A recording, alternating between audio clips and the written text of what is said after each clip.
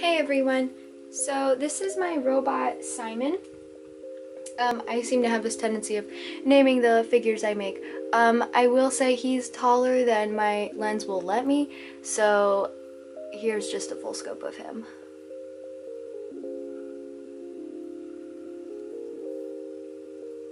And I'll turn him too. So I sort of overcomplicated him, not intentionally at all.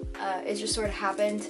I got carried away with the shapes because I ended up not really knowing how to make him, and my hot glue was giving me quite a bit of difficulty, so admittedly the craftsmanship is poor than I'd like, so I just started incorporating more shapes to help sort of cover up his rougher features.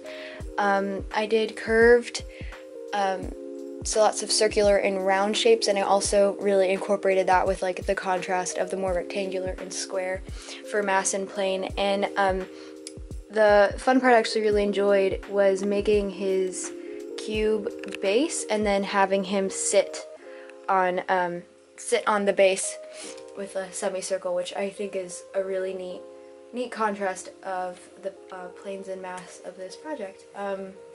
And other than that, I just added like some fun features. The cylinders, I just like for this part, and like trying to think if there's another spot.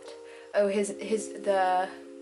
the base of his neck just sort of built up, just rolling pieces of paper around a pencil, and then everything else I just measured and cut. I did use an exacto knife for quite a bit of it, but my exacto knife is pretty old, so the blade wasn't giving me as much precision as I wanted, so I ended up just trying to finagle with scissors. But other than that, he's about the size of a Barbie doll, and just sort of came together in a weird fashion. I'm not even really sure what this is, but apparently that's a top hat, and he's got a backpack with fire coming out of it, and kind of like a steampunk cowboy, if you will. But yeah, so he's got his hat, and he's got a really neat backpack. The funny thing is he does not have a mouth, but he talks from this little box right here. And yeah, so that's Simon.